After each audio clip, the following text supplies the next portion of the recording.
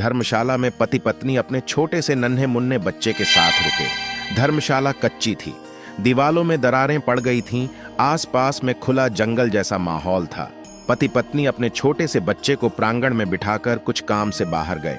वापस आकर देखते हैं तो बच्चे के सामने एक बड़ा नाग कुंडली मारकर फन फैलाए बैठा है। यह भयंकर दृश्य देखकर दोनों हक्के बक्के रह गए। बेटा मिट्टी की मुट्ठी भर भर कर नाग के फन पर फेंक रहा है और नाग हर बार झुक झुक कर सहे जा रहा है। मां चीख उठी, बाप चिल्लाया, बचाओ बचाओ, हमारे लाडले को बचाओ। लोगों की भीड़ इकट्ठी हो गई। उसमें एक निशानेबाज था, ऊंट गाड़ी पर बोझा ढोने का धंधा करता था। वह बोला, मैं निशाना तो मार के सर्प को ही खत्म करूंगा, लेकिन निशाना चूक जाए और बच्चे को चोट लग जाए तो मैं जिम्मेदार नहीं होऊंगा। आप लोग बोलो तो मैं कोशिश करूं। पुत्र के आगे विषधर बैठा है, ऐसे प्रसंग पर कौन से माँ बाप इनकार करेंगे। वह सहमत हो गए और मां बोली, भाई सांप को मारने की कोशिश करो, अगर गलती से बच्चे को चोट लग जाएगी तो हम कुछ नहीं कहेंगे। उतवाले ने निशाना मारा, सांप जख्मी होकर गिर पड़ा और मूर्छित हो गया। लोगों ने सोचा कि सांप मर गया है। उन्होंने उसको उठाकर बाड़े में फेंक दिया। यह सब होते रात हो गई थी। वह ऊंट वाला उसी धर्मशाला में अपनी ऊंट गाड़ी पर सो गया। रात में ठंडी हवा चली। मूर्छित सांप सचेतन हो गया और आकर ऊंट वाले के पैर में डसकर चला गया।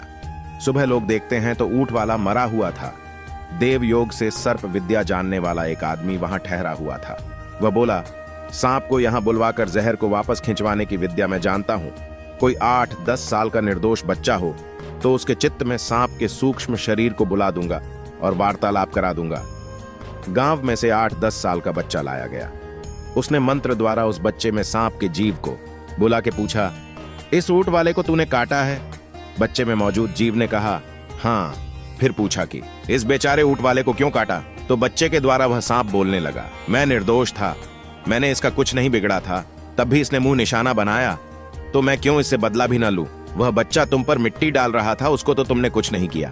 बालक रूपी सांप ने कहा, बच्चा तो मेरा 3 जन्म पहले का लेनदार है। 3 जन्म पहले मैं भी मनुष्य था, वह भी मनुष्य था। मैंने उससे 300 रुपए लिए थे, लेकिन वापस नहीं दे पाया। अभी तो देने की क्षमता भी नहीं है। ऐसी भद्दी योनियों में भटकना पड़ रहा है। संयोगवश ये आज सामने आ गया तो अपना फन झुका झुका कर उससे माफी मांग रहा था। उसकी आत्मा जागृत हुई तो मुट्ठी में धूल भरकर फेंक रहा था मुझ पर। फटकार रहा था कि लानत है तुझे, कर्जा नहीं चुका सका। उसकी वह फटकार सहते सहते मैं अपना ऋण अदा कर रहा था। हमारे लेन देन के बीच टपकने वाला वह ऊंट वाला कौन होता है? मैंने इसका कुछ भी नहीं बिगड़ा था, फिर भी इसने मुझ पर निशाना मारा। मैंने उसी का बदल लिया। सर्प विद्या जानने वाले ने सांप को समझाया, देखो तुम हमारा इतना कहना मानो, इसका जहर खींच लो। उस सर्प ने कहा, मैं तुम्हारा कहना मानूं तो तुम भी मेरा कहना मानो। मेरी तो वैर लेने की योनि है और कुछ नहीं तो न सही। मुझे यह ऊंट वाला 500 रुपये देवे तो अभी इसका जहर खींच लूं। मैंने उस बच्चे से 3 जन्म पूर्व 300 रुपए लिए थे।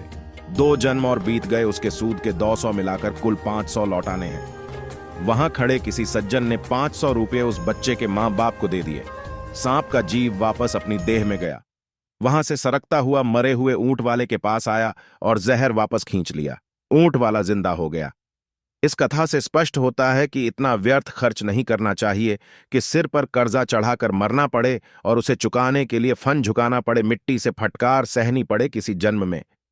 जब तक आत्मज्ञान नहीं होता तब तक कर्मों का ऋणानुबंध चुकाना ही पड़ता है। अतः निष्काम कर्म करके ईश्वर को संतुष्ट करें। अपने आत्मा परमात्मा का अनुभव करके यहीं पर इसी जन्म में शीघ्र ही मुक्ति को प्राप्त करें। जय श्री राम।